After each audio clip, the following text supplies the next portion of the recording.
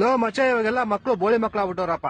ಓದೋದು ಬರೀ ಅದೇನು ಮಾಡೋದೇ ಇಲ್ಲ. ನಮ್ ತಾತ ಮುತ್ತಾತನ ಕಾಲದಲ್ಲೆಲ್ಲ ನದಿ ಬೆಟ್ಟ ಗುಡ್ಡ ಎಲ್ಲ ದಾಟ್ಕೊಂಡು ಹೋಗಿ ಓದ್ಕೊಂಡ್ ಬರ್ತಾ ಇದ್ರು. ಹ್ಞೂ ಮಚ್ಚ, ಹಲೋ ನಮ್ ಮುತ್ತಾತ ಗುಡುಗು ಮಿಂಚು ಬರ್ತಿತ್ತಲ್ಲ, ಅದ್ರಲ್ಲೇ 2-3 ಚಾಪ್ಟರ್ ಓದ್ಬಿಡೋರು.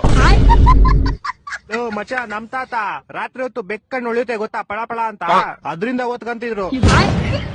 ಲೋ ಮ್ಯಾಮ್, ನಮ್ ತಾತ ನೋಡ್ರಿ ಅಕ್ಕಪಕ್ಕ ಮನೆಯವರೆಲ್ಲ ಉರ್ಕೊಳ್ಳೋರು. ನಮ್ ತಾತ ಆ ಬೆಳ್ಕಲೆ ಓದ್ಕೊಂಡ್ಬಿಡೋರು.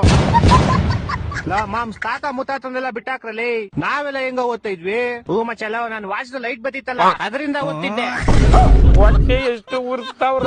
ಮಾಮ್, ನಾನು ಕಲ್ನ ಒಂದಕ್ಕೊಂದ್ ನೋಡೋರೆ ಬೆಂಕಿ ಕಿಡಿ ಬತ್ತಿತ್ತಲ್ಲ, ಅದರಿಂದ ಓದ್ತಿದ್ದೆ.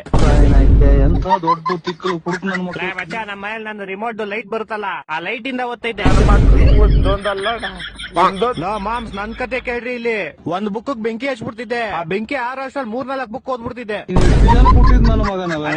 ತಪ್ಪ ಮಾಡ್ಬಿಟ್ಟೆ ನೀನು. ಏನ್ ತಪ್ಪ ಮಾಡ್ಬಿಟ್ಟೆ? ನಿಂಗೆ ನಿಮ್ ತಾತಂಗೆ ಓದಕ್ ಇಷ್ಟೊಂದ್ ಚೂಳಿದ್ರೆ ಒಂದ್ ಕ್ಯಾಂಡ್ಲಿ ತಗೊಂಡ್ಬಿಡ್ಬೇಕಾಯ್ತು. ಅಕ್ಕ, ನಿಂಗೆ ನಿಮ್ ತಾತಂಗೆ ಓದ್ಬೇಕಂತ ಅಷ್ಟೊಂದ್ ಚೂಳಿದಿದ್ರೆ ಬೆಳಗ್ಗೆ ಹೊತ್ತೇನ್ ತೆರಿತಿದ್ರ? ಬೆಳಗ್ಗೆ ಹೊತ್ತು ಓದ್ಕೊಬೇಕಾಯ್ತು. ಅಕ್ಕ, ನೀನೇನ್ ಅವಾಗಲೇ ನನ್ ಆಗ್ತಾ ಇದ್ಯಾ? ನಿಮ್ ತಾತ ಮುತ್ತಾತನ್ ಬಗ್ಗೆ ನಮ್ಗೇನ್ ಗೊತ್ತಿಲ್ಲ ಅನ್ಕೊಂಡ್ಬಿಟ್ಟಿದ್ಯಾ? ಇನ್ನು ಗೊತ್ತಿಲ್ಲ ಮಚ್ಚ ಇವ್ರ ತಾತಂದಿರ್ಗೆ. ಒಂದೊಂದ್ ಕ್ವಾರ್ಟರ್ಗೆ ಜಮೀನ್ಗಳು ಮಾರ್ಕಂತಿದ್ರು ಇವ್ರ ತಾತಂದಿರು. ಅವನೇನಾಗ್ತಾವ್ ನೋಡು, ಅವ್ನು ಬೇವರ್ಸಿ.